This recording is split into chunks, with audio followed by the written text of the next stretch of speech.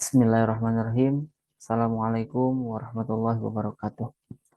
Bismillah, alhamdulillah, wassalatu wassalamu ala rasulillah, Sayyidina Muhammadin wa ala alihi wa ashabi ajmain amma ba'du. Selamat bertemu lagi dengan Bapak ya di mata pelajaran informatika. Semoga ini hari ini pertemuan PJJ-nya tetap semangat dan kita semua tetap diberikan kesehatan oleh Tuhan Yang Maha Esa. Pada pertemuan kali ini Bapak akan melanjutkan materi kita tentang penggunaan aplikasi pengolah angka ya, bisa berupa Microsoft Excel, Google Sheet atau aplikasi apapun yang serupa dalam pengolahan data tersebut. Nah, untuk itu mari kita lihat ya seperti apa tugas yang kemarin sudah kalian kerjakan. Minggu lalu kalian sudah mengerjakan yang ini. Nah, yang seperti ini. Nah, kemarin kalian sudah mengerjakan yang ini. Tapi Bapak minta minggu lalu kalian hanya membuat tabelnya saja. Tapi ada beberapa di antara kalian yang sudah mengisi untuk jumlah rata-rata predikat, keterangan, dan lain sebagainya. Nah, tidak perlu bertanya dikumpulkannya di mana karena minggu lalu Bapak bilang tidak ada pengumpulan dan akan dikumpulkan di minggu ini biar sekalian. Nah, hari ini Bapak akan coba menjelaskan bagaimana caranya membuat atau mengisi jumlah rata-rata predikat dan keterangan ini. Mari kita coba. Nah, sini Bapak punya sheet yang masih kosong ya.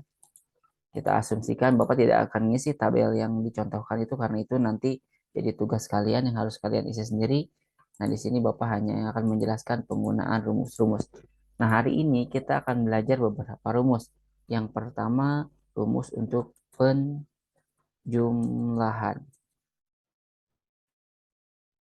Kemudian rumus perkalian, rumus rata-rata. Kemudian nilai terbesar, mencari nilai terbesar maksudnya. Dan nilai terkecil. Oke, nah untuk satu lagi, lupa satu lagi tentang perhitungan campuran. Maaf, itu campuran. Oke, ada beberapa rumus yang biasa digunakan untuk ini. Yang pertama, rumus untuk penjumlahan adalah sum. Rumus untuk rata-rata, range. Nilai terbesar, max. Nilai terkecil, min. Nah, untuk yang satu lagi, kita hanya tinggal masukin aja operator aritmatikanya. Kali, bagi, tambah, kurang, dan lain sebagainya. Oke. Nah, di sini kenapa rumus ini diperlukan? Untuk apa rumus ini diperlukan? Agar kita tidak perlu menghitung satu-satu secara manual gitu atau dihitung di kotlet biasa atau menggunakan kalkulator ya. Dan perhitungan ini sangat penting agar dalam dalam perhitungan angka yang banyak bisa cepat atau bisa selesai dengan cepat. Tapi untuk menggunakan rumus-rumus ini ada beberapa syarat yang harus dipatuhi. Syarat yang pertama adalah diawali dengan sama dengan. Jadi awali dulu dengan sama dengan, setelah itu masukkan rumusnya. Kita mau menjumlahkan, mau merata-ratakan, atau mencari nilai terbesar, atau mencari nilai terkecil. Gitu ya, kita awali dengan sama dengan. Karena untuk menggunakan rumus ini semuanya mutlak harus menggunakan sama dengan. Sebagai contoh, Bapak di sini punya kolom A1 dan B1. Bapak misalkan punya angka 100 dan angka 200. Bapak mau menjumlahkan angka 100 dan 200 ini di kolom C1. Ya, bagaimana cara menjumlahkannya, yaitu gunakan simbol sama dengan. Kemudian masukkan kolomnya, rumusnya dulu, sum, ya. Setelah dimasukkan rumusnya sum untuk menjumlahkan, kita buka kurung tutup, masukin yang mana sampai mana, ya, yang mana sampai dengan mana. Kita masukin A1 sampai dengan B1. Boleh diketik seperti ini, A1 sampai dengan itu simbolnya titik 2. D, B1. Tutup kurung, maka akan menjumlahkan 300. Ya, seperti itu. Ini untuk menggunakan rumus penjumlahan. Kalau Bapak pengen cari rata-rata dari 100 dan 200 ini, maka gunakan rumus average. Sama, awali dengan sama dengan, masukin rumusnya. Setelah itu masukin kolom mana yang akan kita hitung. A1 sampai dengan, maaf, B1. Tutup. Nah, rata-ratanya 150. Begitupun dengan nilai terbesar dan nilai terkecil. Tinggal ganti depannya saja atau rumusnya saja yang seperti ini. Gitu ya. Nah, kalau perhitungan campuran seperti apa? Sebagai contoh, di sini ada angka-angka di sini. A1, B1, C1, D1. Bapak pengen menjumlahkan. Ya, pengen menghitung ini semua. Misalkan 100 tambah 200 kali 300 kurangi 150. Misalkan seperti itu. Maka awali dengan sama dengan, masukin 100, ya, tambah 200 kan, dikali 300 dikurangi 150. Tapi ingat, jangan seperti ini yang kita masukkan. Tapi yang kita masukkan ini adalah, nih, yang benar itu A1. Nah, ini B1, bukan angkanya, tapi masukin sel di mana tempat dia berada. C1, D1. Apakah seperti ini sudah selesai? Kita coba hasilnya, keluar atau tidak. Nah, hasilnya segini. Ya, tapi kita coba.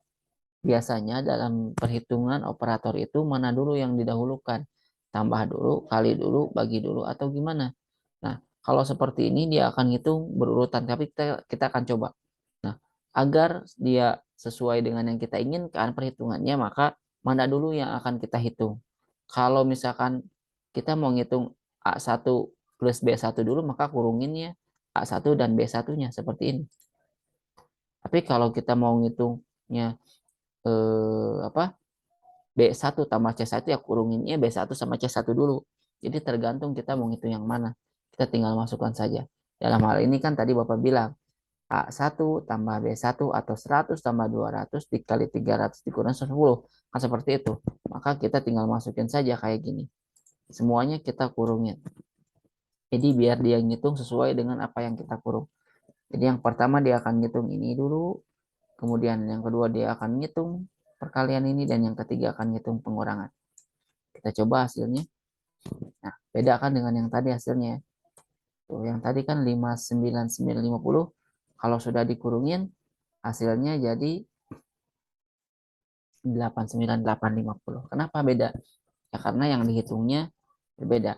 Kalau yang tadi 559 sekian itu dihitungnya dia ditambahkan, dikurangi, dia akan ngitung secara acak. Perkalian dulu yang dia hitung. Secara defaultnya perkalian dulu. Jadi dia akan hitung B1 dengan C1 dulu. Gitu ya. Setelah itu penjumlahan, setelah itu dijumlahan dengan A1. Setelah itu baru pengurungan. Secara default dia akan hitung sesuai operator matematikanya. Ya, kalau ada tambah, kali, bagi, kurang, ya yang dihitung adalah kali dulu, bagi, terus tambah, terus pengurangan. Seperti itu. Nah, ini untuk penggunaan perhitungan campuran. Nah, dalam soal yang kemarin Bapak berikan, ya, itu kalian ada yang seperti ini. Nah, ada predikat. Nah, predikat ini sebetulnya dengan menggunakan rumus if. atau logika if, fungsi if. Nah, fungsi if itu seperti apa? Nah, tergantung. Dalam contoh ini kan predikat. Nanti dia ketemu nih rata-ratanya berapa. Nanti kalian coba hitung dulu ya. Hitung dulu dengan menggunakan rumus. Nanti rata-ratanya berapa. Misalkan ya, taruhlah kalau misalkan rata-ratanya 7,5. Kalau rata-ratanya 7,5, ya rata-ratanya 7,5, maka dia predikatnya A misalkan. Kalau rata-ratanya kurang dari 7,5, maka predikatnya adalah B. Oke, sebagai contoh aja. Di sini kita gunakan dua predikat. Nah, kita gunakan contoh lagi yang ini. Ya, mana yang di rumus? Nah, ini. Ini rata-ratanya 150. Kita tambahin lagi. Misalkan kita contohin aja deh, satu deh. Yang ini 65 sama 70 ya. Kita contohin satu nih. 65. Bentar, angka 6-nya nih. Nah, oke. 65 dan 70. 70. Nah, ya. Kalau di rata-rata kan 67. Kita coba yang 75, 75. 5, 75. Pokoknya kalau nilai rata-ratanya lebih dari 75, dia predikatnya A. Ya. Tapi kalau nilainya kurang dari 75, B. Nah, misalkan Bapak mau ngisi predikatnya di sini ya.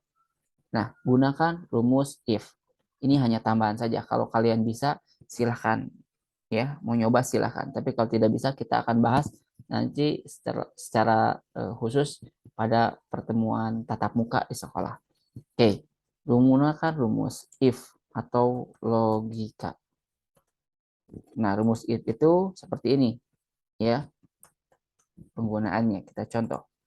Jadi sekali lagi, ya, peraturannya adalah jika nilai atau jika rata-ratanya lebih dari 75, maka predikatnya A.